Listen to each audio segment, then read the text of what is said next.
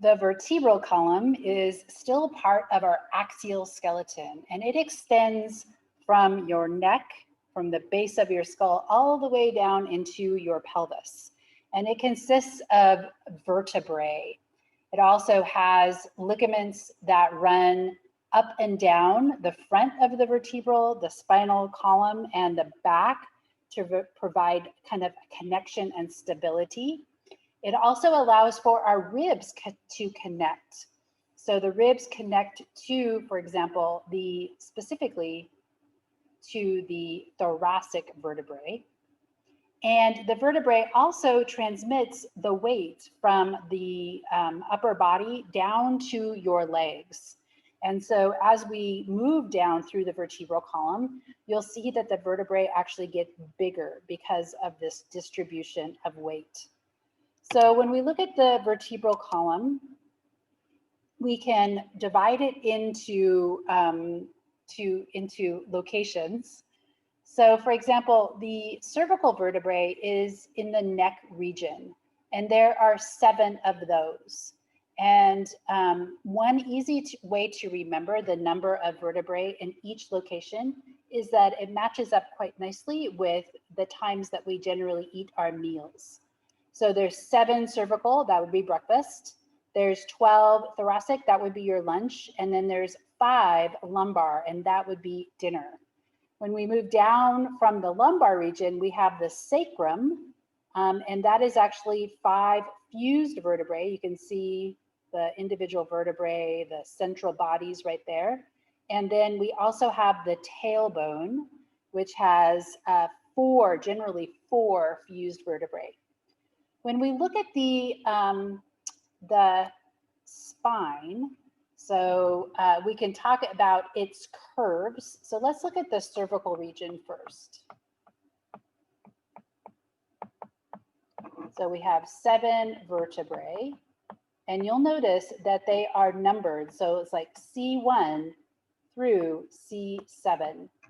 The C7 tends to have this long spinous process coming off of it right there. And so if you touch the back of your neck, you might be able to feel your C7 right there. There are 2 very special vertebrae that allow for the rotation of the head at the neck, and we're going to talk about those in detail. Those are C1 and C2. They actually have different names. So C1 is actually the same thing as your atlas vertebrae or your atlas bone. And C2 is the axis. And one of the ways that I remember this is that T comes before X in the alphabet, but also atlas is holding the globe. And so this is the one that is directly connecting to your skull. The axis has a special structure that allows for rotation. So we'll talk about that as well. When we look at this cervical region, we say that it is concave. So what does that mean? Concave means if I'm looking at it, it kind of looks like that. And so if you were to kind of feel the back of your neck, you might feel that there's a little indentation from the skull coming down. That is a really important normal curvature. Sometimes people get tech neck because they're leaning forward, looking down at their phones, and it messes up this normal curvature. That is a problem. Let's look at the thoracic region. The thoracic, there's 12. So again, C or T1 this time through T12. So we have the thoracic curvature and the thoracic vertebrae. There's 12 of them, and they go from T1 to T12. So these are vertebrae that will attach to your ribs. And so you notice that on their transverse processes, they have what are called facets. And this is where your rib is going to attach, and then it's going to wrap around and then attach to the sternum anteriorly to the transverse processes of your thoracic vertebrae posteriorly. This one, instead of concave, is convex. So it looks like that. So it normally is convex.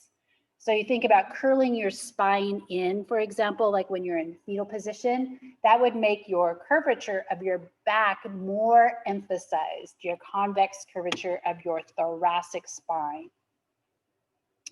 The lumbar curvature, notice that as we move down, they're actually getting bigger. The lumbar bodies are bigger than, say, the thoracic bodies or the cervical bodies. We have the lumbar region consisting of 5 vertebrae, and that would be L1 through L5, lumbar region. And this goes back to being a concave region right here. When we look at the sacrum, it is convex. So notice this sacrum, it actually, you can generally feel it. It is like what is connected to your pelvis, and it kind of tucks under. So my sacrum